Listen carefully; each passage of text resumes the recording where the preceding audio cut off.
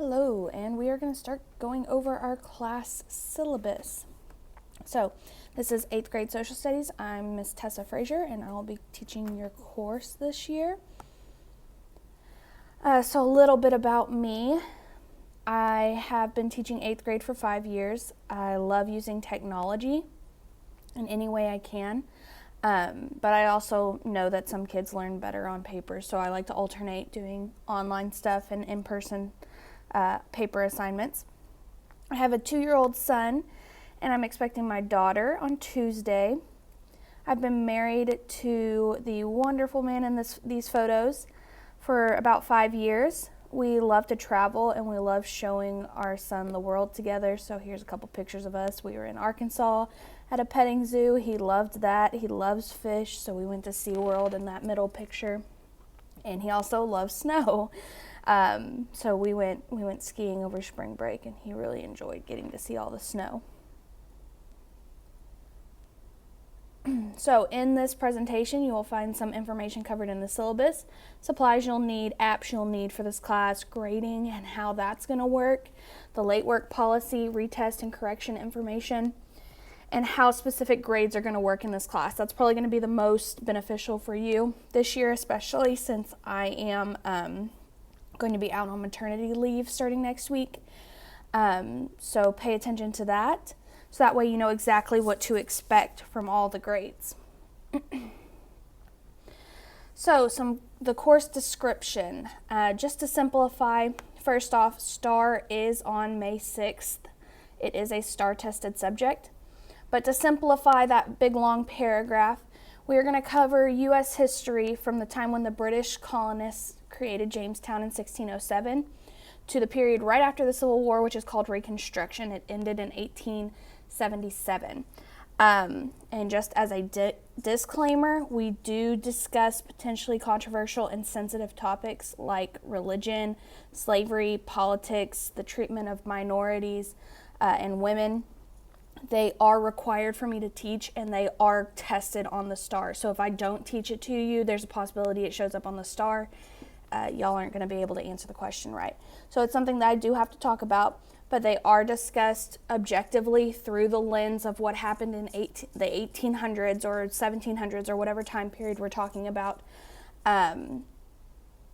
just so that you know that you will have to expect those types of lessons, and they should make you uncomfortable. They're kind of heavy topics, especially for a 14-year-olds to understand. But it's what the state of Texas told me to teach you, so I have to teach it to you. So our units of study, we have 7 units of study. We have the American colonies, we have the American Revolution, the U.S. Constitution is number 3. Number 4 is early Republic era. Number 5 is the Jacksonian era, that's President Jackson. Number 6 is the antebellum period, which is pre-Civil War. It covers the reform movements, westward expansion, and the Industrial Revolution. And then the 7th unit we have is the Civil War and Reconstruction eras. So what do you need for class to be successful? Pens, pencils that you can keep, colored pencils for yourself, scissors, glue would be helpful, corded headphones, and a composition notebook for history only. You need this composition notebook by Monday. I prefer you to have a composition notebook, but if you can keep a spiral neat, meaning you can keep it from having the pages fall out, that's fine too. However, whatever works for you. I use a spiral, but I also don't shove it in a backpack with 3 other spirals and an iPad and whatever else you have in there. So you're gonna have to keep up with this all year long. So make sure that if you are responsible, go ahead and get a spiral if you want it. If you tend to just throw things in your backpack and you know you do, then get a composition notebook, because it's gonna keep those papers that you need in the journal. Especially with history, we have a lot of notes that we have to take, and if you lose your first unit notes, well, back when you take the STAR, you're not going to have your first unit notes to study. So make sure you have something that you're going to be able to keep up with. The apps that are needed You need Quizlet, Metamoji, iCivics, Do I Have a Right, iCivics Argument Wars, iCivics Race to Ratify, Google Docs and Slides, Quizzes, and it doesn't say it on there, but Edpuzzle would be nice to have too. So on the next page, for the rest of your syllabus, you are going to fill in the blank notes, just like we will on our normal Edpuzzles. While I'm talking and explaining things, you're going to be filling in the blanks. So grading policy. You have 50% minor grades and 50% major grades, and this is a district-wide policy. It's not just my class. So your minor grades, let's go back. Your minor grades include bell work, Edpuzzle assignments, daily assignments, maps, quizzes, notes, checks, portfolio checks, participation grades, and exit tickets. Your major grades are your projects, tests, essays, and an average of your multiple quizzes, which is going to be your vocab quizzes on Fridays that we'll talk about here in a little bit. Bell work is going to be done the first 5 minutes of class. It's going to be done at the first 5 minutes of class, so make sure you fill in that blank because I don't have it written on the screen. It should be quiet during this time. It will not be taken late, so you will have to complete an alternative assignment if you don't do it on time. Mondays is your mapping Mondays. You'll have an assignment on Nystrom, which we'll talk about more on Monday. You also will need to write your weekly I'll be able to on your bell work sheet that you will get on Monday as well. So if you look up at your agenda board, you'll see the weekly objective. I will be able to understand how history class will work this year. That's what you'll write down. Tuesdays is either Terms Tuesday or Essentials Tuesday. Wednesday, you either write 3 good things or you will get a document and you'll have to answer questions on your bell work. Thursday is Theme Song Thursday or Throw It Away Thursday, so you can read more about those. And Friday is Flashback Friday. You will answer questions about a unit we learned earlier in the year. So here's an example of what your bell work will look like. This will be given to you in a PDF on Monday, and every single week you'll just turn it in on Friday. You'll erase last week's on the next week, and you'll redo it. So on the board, it'll tell you which task to complete, and it'll give you directions on your bell work PDF, just in case you forget what Third Out Thursday is.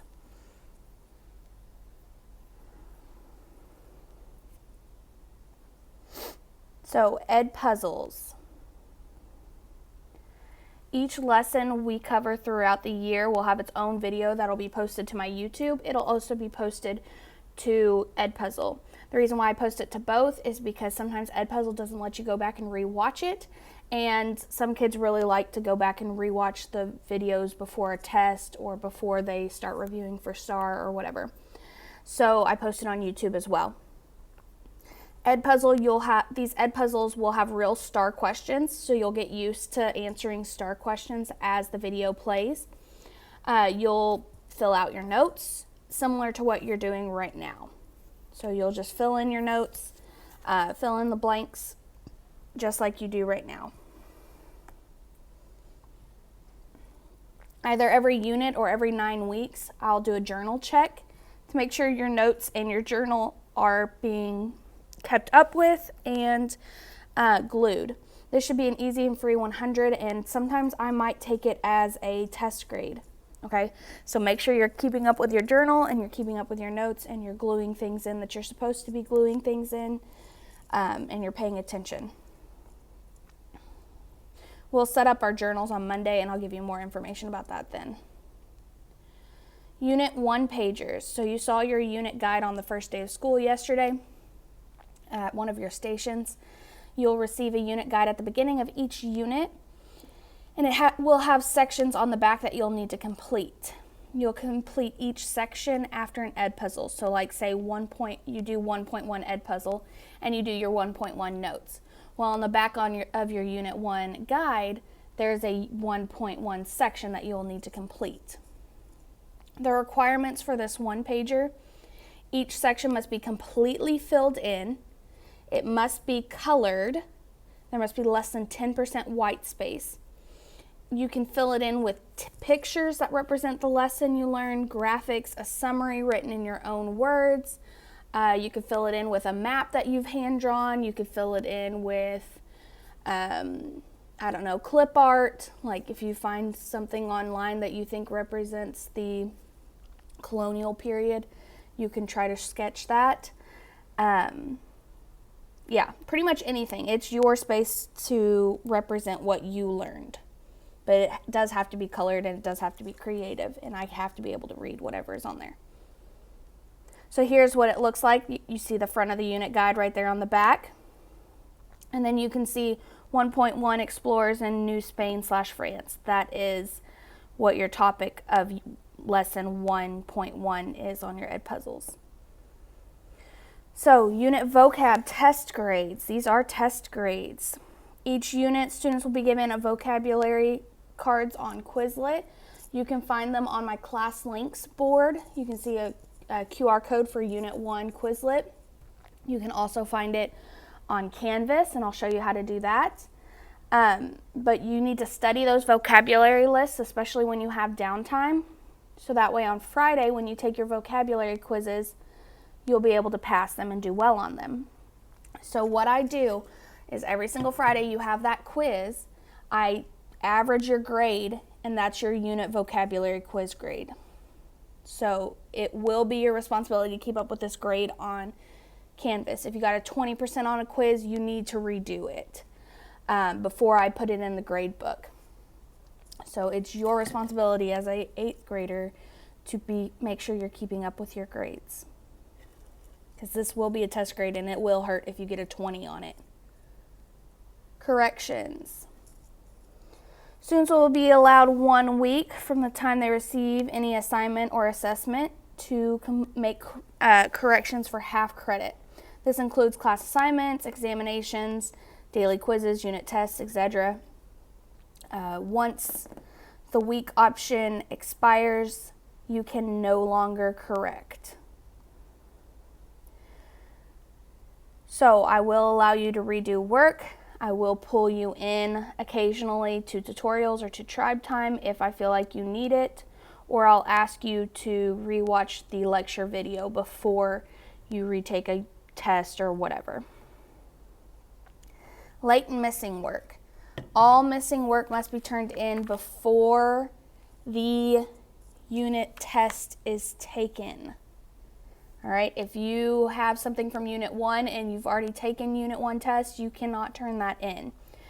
Also, something that's very, very important, if you have a highlighter or something to circle with, I would circle this bit.ly link at the bottom where it says bit.ly/f-late-form. That is my late form. Now, you have to fill this out before I will grade anything late. It doesn't matter if you turned it into Canvas. It doesn't matter if you turned it into Edpuzzle. If it's late, it has to have a late form with it. I will not allow you, or I will not grade it until I get a late form. So make sure you do that. I have that link is also on my class links board. It is also on Canvas, and it is also here, so you can always find it. Here is the late work policy. This is a district-wide policy. It's not just for my class. This is every single class. The first assignment you turn in late will have no points deducted. 2 assignments that you turn in late will have 10 points deducted after it's graded. So that means if you get a 50 on that assignment, on that second assignment you turn in late, if you get a 50 on it, that means I put a 40 into the grade book because you also have a 10-point deduction. It doesn't just mean it's an automatic 90. If you have 3 assignments late, it's minus 25 points. And if you have 4 assignments late or more, every single assignment you turn in late from that point on will have minus 40 points.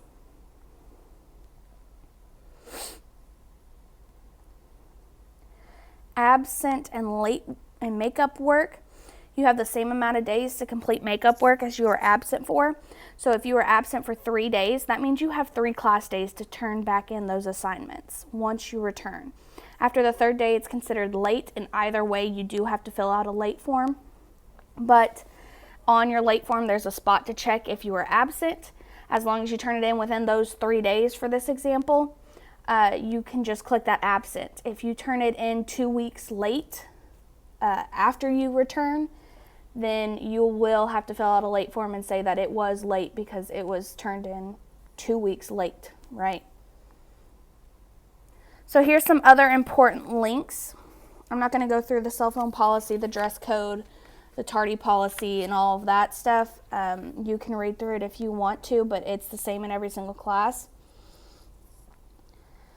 But on the very, very back where it says important links for students, you have my class YouTube playlist where you can see all of my lecture videos. You have a copy of my notes, so my journal. Once you get your journal set up, I'll remind you about this. But you can always go and look at my notes just in case you miss a blank or something while I'm talking on your videos.